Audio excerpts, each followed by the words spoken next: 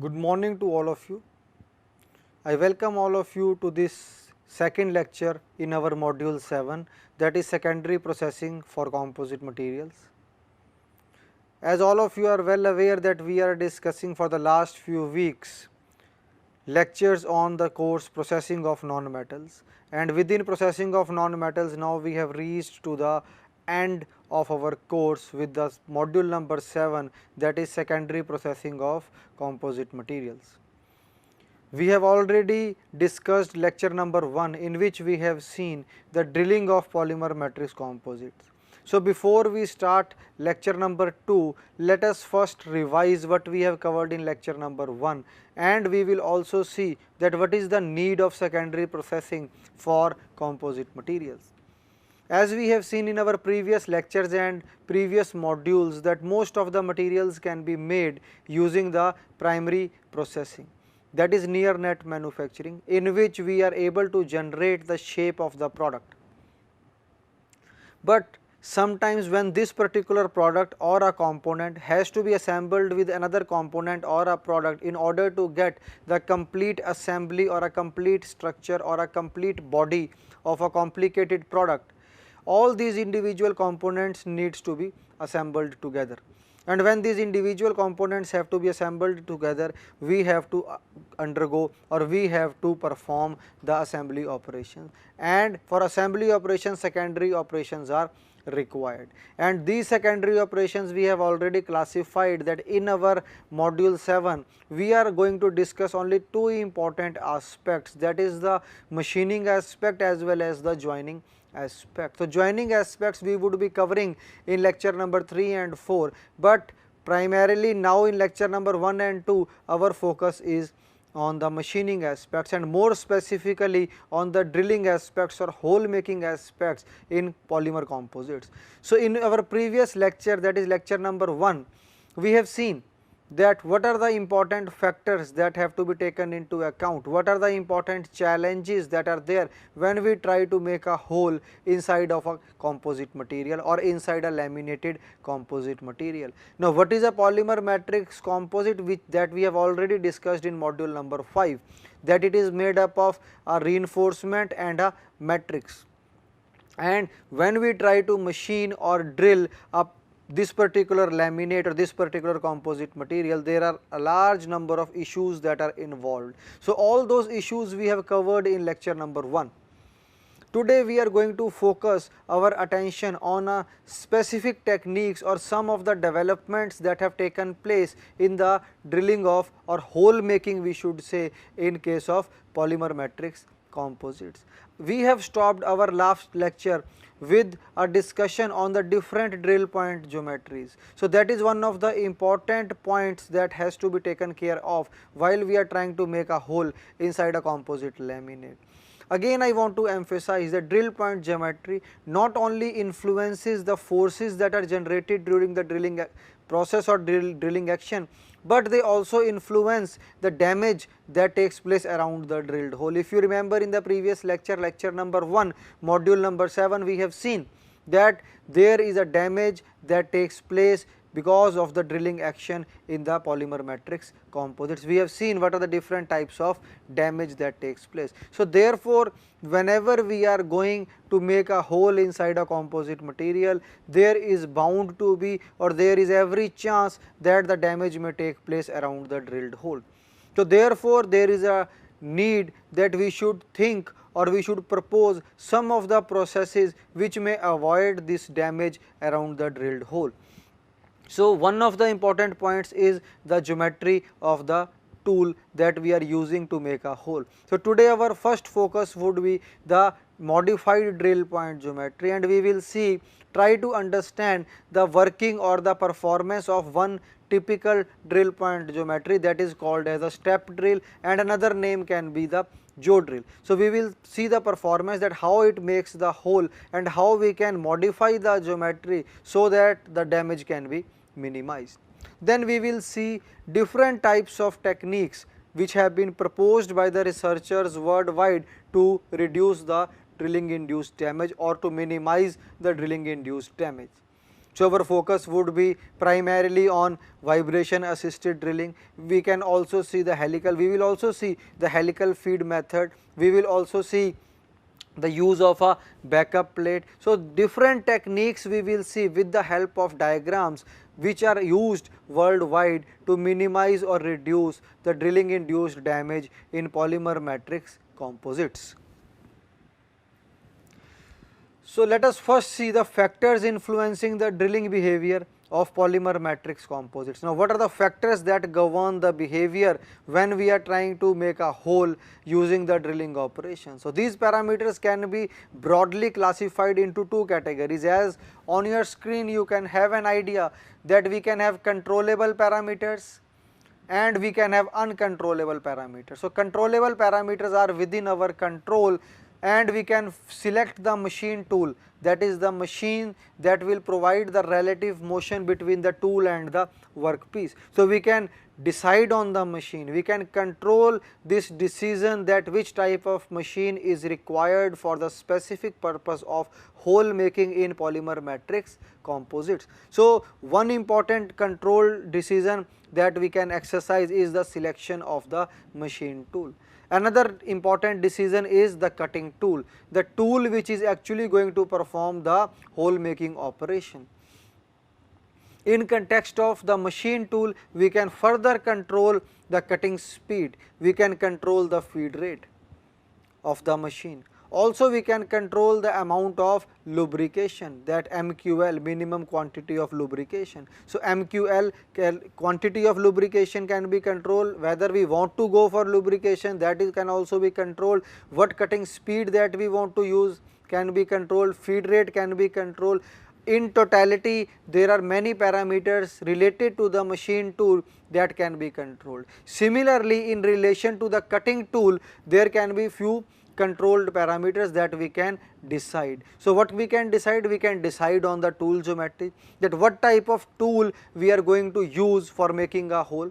We can decide on the material of the tool, because there are large number of tool materials that are available which can be used for making holes in metals as well as in wood or in case of composites. So, we can choose whether to go for high speed steel or cemented carbide tool or a diamond coated tool, a diamond tipped tool. So, we can decide that what type of tool material can be used, what type of tool geometry can be used. Also, sometime we can use a vibratory assisted tool. The tool along with the rotation can also be made to vibrate in order to improve the performance of the hole making operation. So, there are few controllable parameters or few decision variables that will help us to make certain decisions in our endeavor to reduce the drilling induced damage or the damage that is all around the hole.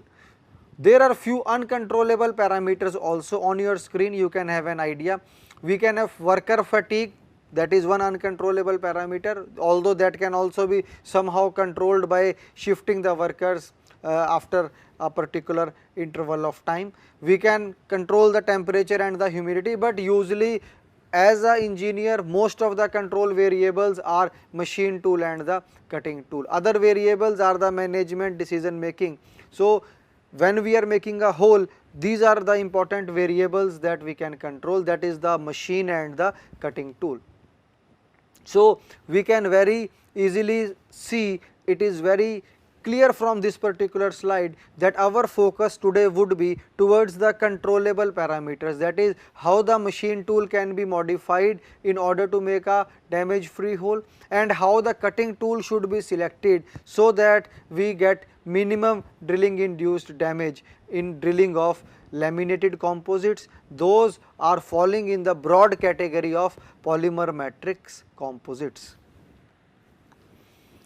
Now, this is one of the important setups which is used for doing research in the area of drilling of polymer matrix composites. So, you on your screen you can see there is a machine head or a spindle, we have a drill bit or a drill twist drill or any other kind of drill can be used. We will see the performance or the signal analysis for one particular type of drill in the subsequent slide. So, we can have a drill, this is the cutting tool, this is a cutting tool,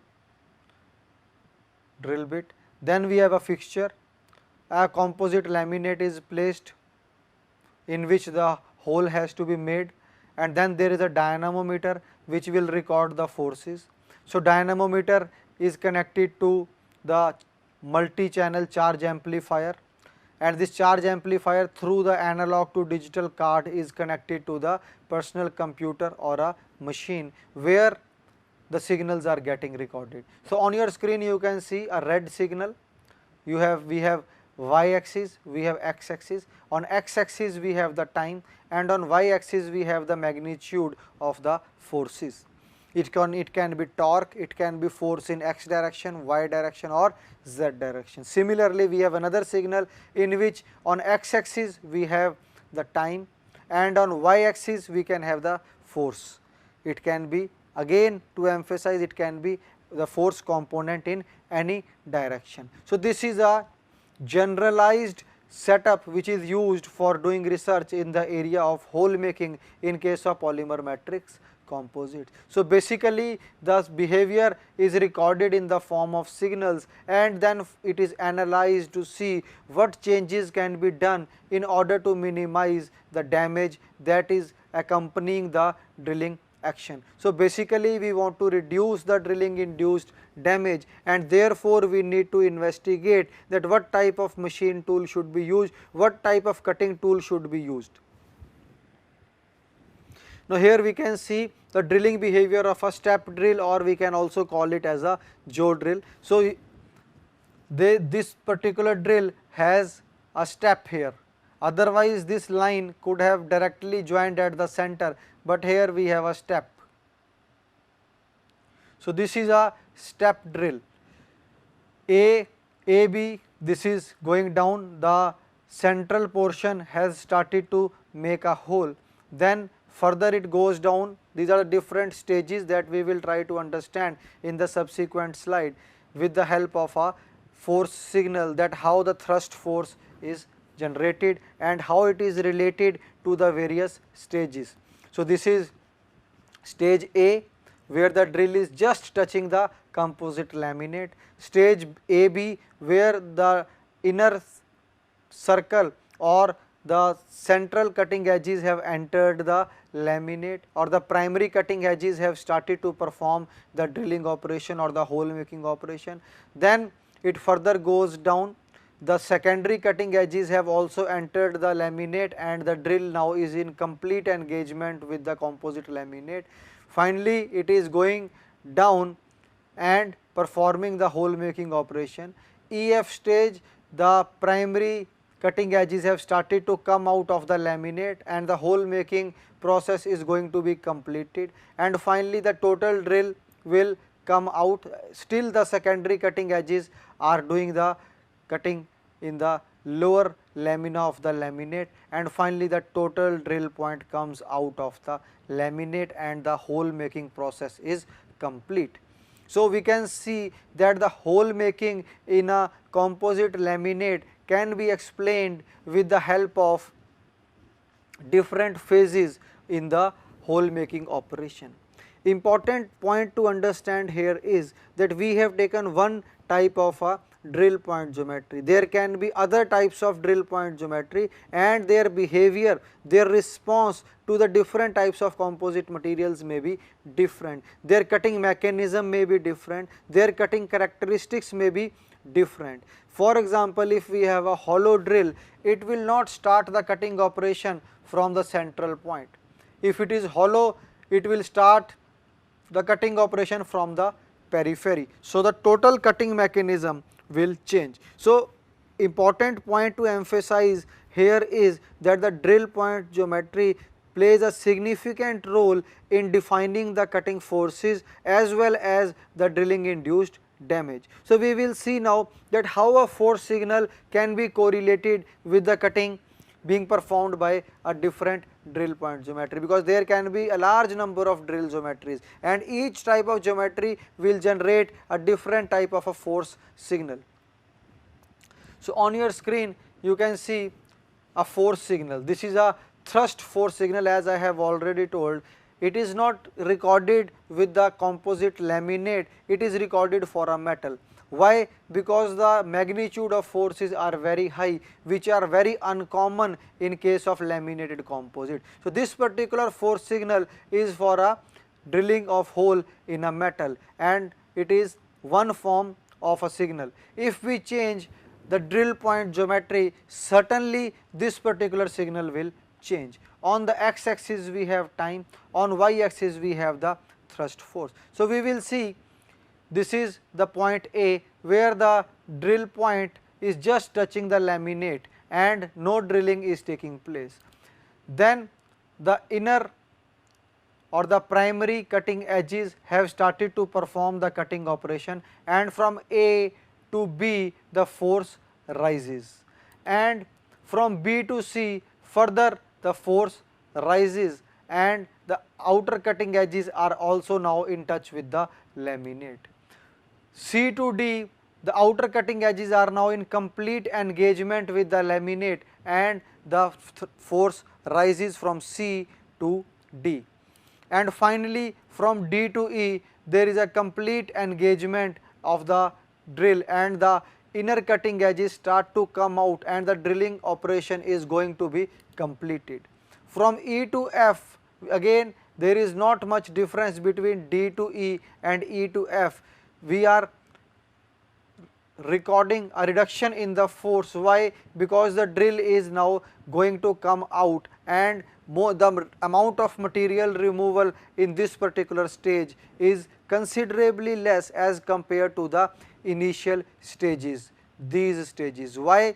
Because the inner or the primary cutting edges have already generated a hole, and the secondary cutting edges are now finishing the hole and removing the minimum amount of material. So, already a pre-drilled hole is existing because of the primary cutting edges, and therefore, from stage D to stage F through E, D to E and E to F, the forces are reducing, and from F to G we can see the primary cutting edge has already come out, and only the secondary cutting edge is performing the cutting operation. And finally, we can see from G to H the drill has come out of the laminate, the hole making process has been completed. So, with this diagram we have tried to understand that if we are able to record the forces that are being generated because of the drilling action or the hole making action and correlate it with the drill point geometry, we would be able to design the drill geometry in such a way so that we get minimum forces, and when we get minimum forces it can be understood that the damage associated would also be less. It has been proved that if the thrust force is very high, the push down type of delamination is extremely rampant and the damage is more towards the exit side of the drill. So, if we are somehow able to control the forces that are generated during the drilling action, we would be certainly able to reduce the damage. And this particular slide explains that if we are able to select an optimal drill point geometry which minimizes the forces, both the thrust force and the torque, we can very easily feel or we can very easily observe and record that the damage associated is also minimum. So, first and foremost important point for minimizing the damage in laminated composites of polymer matrix composite is to optimize the drill point geometry. So, just to review what we have covered, our major focus is to minimize the damage in laminated composites. And we have seen that if we judiciously control the controllable parameters, that is the machine tool and the cutting tool, we can very easily control the damage. Therefore, we have seen that tool point geometry plays a significant role in dictating the drilling behavior of polymer composites and more specifically the damage characteristics. we have tried to understand that how a drill makes a hole, and there are different stages in hole making which can be correlated with the signal which is generated or recorded during the drilling action, and we have focused on the thrust force, which is very important in case of laminated composites. So, till now we have seen that damage is important, we have to minimize the damage, and tool point geometry can be used as one of the important control variables to minimize the drilling induced damage, because it affects the drilling forces which subsequently dictate the drilling induced damage. So, we have focused on one control aspect, that is the tool or the cutting tool aspect, and we can modify the geometry in order to achieve our objective. The other important aspect is the machine tool aspect, and in machine tool aspect we would somehow try to modify the machine tool so that we are able to minimize the drilling induced damage. So, what are the various parameters that we can control in the machine tool, and what are the process variants of the hole making operation, that we are going to see in the subsequent slides. So, on your screen you can see the title is given Advanced Techniques of Hole Making in Polymer Matrix Composite. So, these are some of the techniques which have been adopted worldwide to minimize the damage that is associated with hole making operation in case of laminated composites or polymer matrix composite. So, one of the methods is woodpecker cycle. It has two variants. We can use a backup plate below the laminated composite. There is a helical feed method, and there is ultrasonic assisted drilling or vibration assisted drilling. So, we will see one by one. Woodpecker method. The peck drilling simulates the action of a woodpecker word. Most of us might have seen the action of the woodpecker word, how it tries to make a hole inside wood. So, similar method or similar technique can be utilized in case of laminated composites also. So, there are two variants of the woodpecker method, that is technique 1 and technique 2. So, for technique 1 it is for better productivity, for minimizing the time required for making a hole, and technique 2 is for better chip evacuation or better chip removal. We will try to see both of these techniques with the help of a diagram. So, on your screen you can see this is woodpecker technique or woodpecker method, which is technique 1. In this technique we can see this is the spindle and this is suppose the drill. So, it is rotating and it is being fed in the laminate. This is the workpiece material. So, it goes down and makes a hole, and suppose this is the hole, final hole that we want to make. This is the blind hole. This is the total depth that we want to achieve. Now, the drill will go inside to a particular depth and then it would be stopped. It would be made stationary there, but it would still be rotating. It would be rotating, but it is not going down, it is stationary now. Again it will go down to a particular predefined depth and it will again be made stationary, and finally it will go down to the bottom of the hole or to the point up to which we want to make a hole, and finally it would be taken out.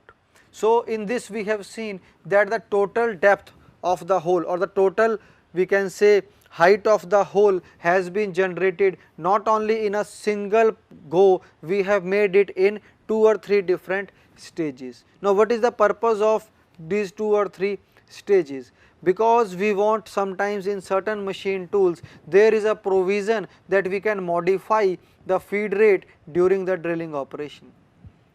As I have already emphasized that thrust force is the main parameter or the major parameter which governs the drilling induced damage in form of push down type of delamination. So, when we have different layers stacked together and when drill goes down and makes a hole, towards the end of the laminate or towards the last layers of the laminate, there is a tendency that these layers may open up because of the thrust being generated, and this is called the push down type of delamination. So, if we can somehow control the feed rate, that the drill, instead of going down with a constant feed rate, it should initially go down maybe at a slightly higher feed rate, and later on this particular feed rate can be reduced, so that towards the end the feed rate is extremely slow and there is no push down type of delamination. So this type of woodpecker cycle is very important and is very useful, can be used in those circumstances where we want to maneuver or where we want to manipulate the feed rate during the drilling operation. So here we can see that once the feed rate is set, the drill is not performing the total operation in one go. It is going down, then it is stationary, then further it goes down, again it is stationary, and finally it goes down and comes back.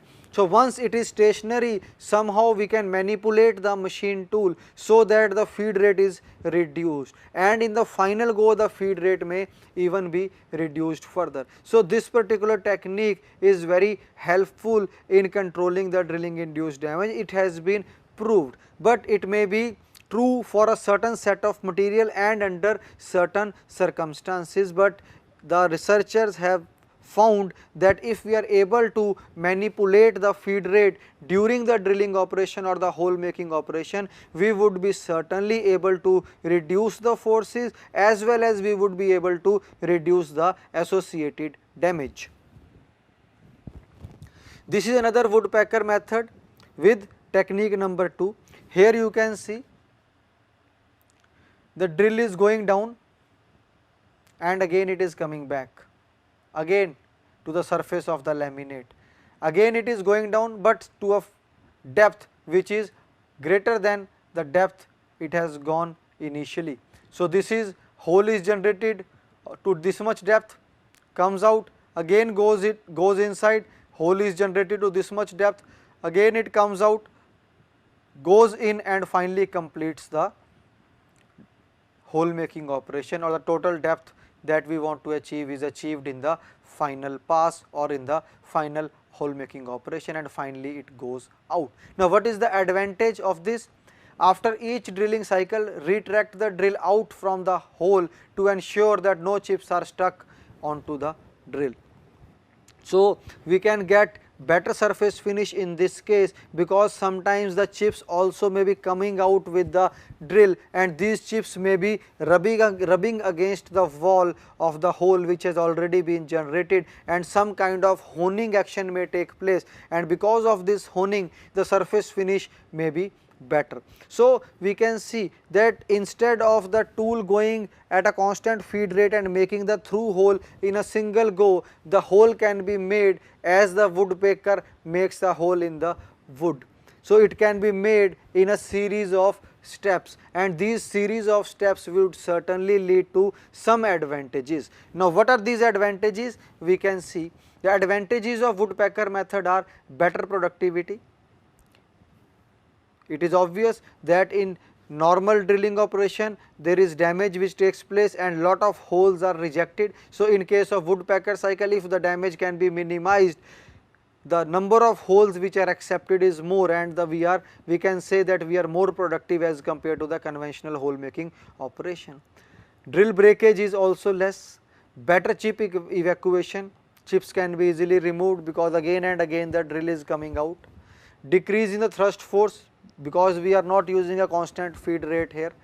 Decrease in the drilling temperature, because the drill is now not in constant engagement with the workpiece for a longer period of time. Suppose it is a thick laminate and the drill is going inside at a very slow rate, and for a large period of time, if the drill is in constant engagement with the workpiece, the temperature may rise, which may lead to matrix softening, because matrix is a polymer, and if matrix softening takes place, there is bound to be damage accompanying. So accompanying damage would be severe when we are going to use this laminate with a hole in certain application. So we want to control the temperature also, and in this method we have a better control over the temperature as compared to the conventional drilling process. So decrease in thrust force, decrease in drilling temperature, and finally our major objective is to minimize the drilling induced damage in form of delamination, which is considerably reduced because we are manipulating the feed rate during the drilling operation or during the hole making operation, and towards the end of the operation the feed rate is extremely low, and therefore there is no excessive thrust force that is generated. Therefore, the push down type of delamination is minimized if we use the woodpecker cycle to make a hole. So, once again I will read out the advantages of the woodpecker method. We can get better productivity, drill breakage can be minimized, chip evacuation is better, thrust forces are less, drilling temperature is also less, and finally the major objective of reduction in the drilling induced delamination is also achieved. Second important modification in the process is the use of the backup plate. So, on your screen there is a very simple diagram in which we have shown a drill. The drill is rotating. This is the composite laminate, a rectangular block in which there are different layers, and one particular layer suppose is shown on the exaggerated scale. This is one layer. So, we have a laminate. Suppose it is made up of 10 layers. So, these 10 layers have a total thickness of capital T, and this last layer has a thickness of small t. So, when the drill is rotating and it is going down at a constant feed rate, it tends to open up the bottom layer or delaminate the bottom layer. So, this is the bottom layer which is getting delaminated because of the feed rate with which the drill is moving down. The drill is rotating as well as it is going down, and suppose we have a very high feed rate, the chances of this delamination are even more, specifically in case of the laminated composites. So, when this is going down, this tends to delaminate or open up the bottom layers and causes push down type of delamination. So, this delamination can be arrested to a particular amount with the use of the backup plate. This red rectangular block on your screen represents the backing plate. So, when we put a backup plate below the laminate which is being drilled, we can somehow arrest some of the push down type of delamination. So, backup plate method has been used to minimize the push down type of delamination in many cases, and it has been proved experimentally that when we compare the performance of the hole making in case of composite laminates without a backup plate and with the backup plate, the performance with the backup plate is much better as compared to the hole making or drilling with a backup, without a backup plate.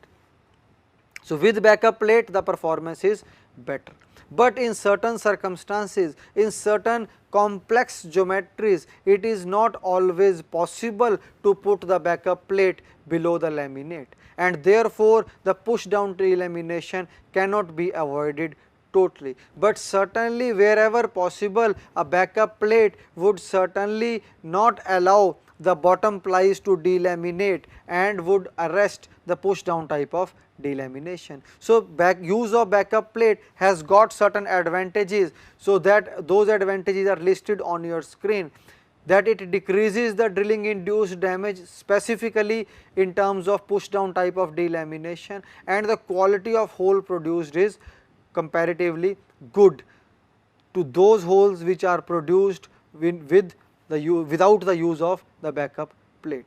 So, use of backup plate is advocated wherever possible when we are going to perform the hole making operation in the laminated composites. Why? Because the plate tends to arrest the push down type of delamination and does not allow the bottommost layers of the laminate to delaminate under the cutting tool action. Then we come on to the helical feed method. A helical feed method is a modified hole making operation. In helical feed drilling method, drilling performance improves over the conventional drilling. So, first point is very obvious that whenever we propose a new method of hole making, it should certainly be advantageous related to the conventional method, at least in some of the important aspects. So, a helical feed drilling method improves the drilling performance over the conventional drilling. Now, what is the difference between the two? We will try to understand with the help of a diagram also. The basic difference between the two methods is that the drill in the helical feed method moves down helically with respect to the drilling axis. Now, suppose we have a drilling axis, the drill would move down helically, whereas in conventional drilling the drill goes down straight along the drilling axis. So, in conventional drilling we have a straight movement or a linear movement of the cutting tool or the drill, whereas in helical feed method the drill moves down helically. So, we can see the helical feed method, this is the drill point geometry and this is the composite laminate in which the hole is being generated. So, the drill will move down helically and it would certainly lead to certain advantages which are not possible with the conventional drilling method. Now, what are those advantages? Now, the advantages of helical feed method are chip removal is better because the drill moves down helically, the chips can come out easily. If we have a conventional drilling, the drill is going down and the chips may come out of the flutes which are present in certain drill point geometries, but if we are performing operation with a modified drill point geometry, we may certain times not be able to evacuate or remove the chips in a convenient manner. So, in case of helical feed method, the chip removal is better, that is number 1 point. Number 2 point, flow of coolant is better, that is another point, because it gets an open access to the area where the actual drilling is taking place.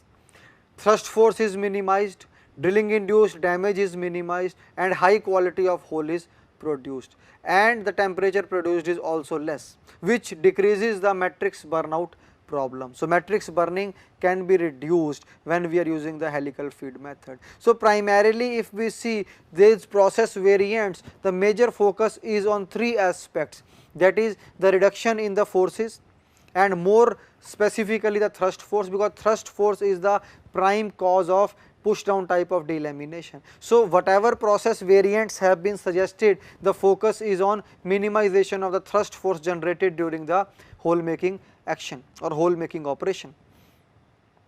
When the thrust force is minimized, it leads to subsequently the reduction in the drilling induced damage. And moreover, the process variants are also giving another advantage, that is the temperature generated is less, and if the temperature generated is less, the polymer matrix will not soften or matrix burning may not take place, which is advantageous because it is also related to the damage. So, other forms of damage are also not possible or also can be controlled if we are using the process variants, as we have seen in the previous slides.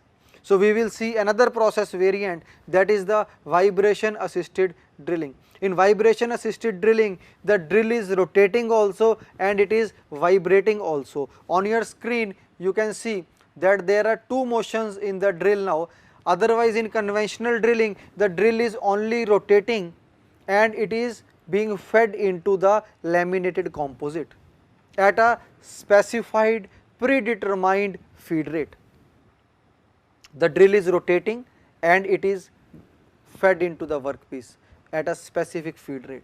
But in case of vibration drilling, the drill is rotating as well as it is vibrating also at a certain frequency. So, we have a vibrating drill which is rotating also, and it has been found that this vibratory assisted drilling certainly leads to lower forces and lower damage in the case of the laminated composites.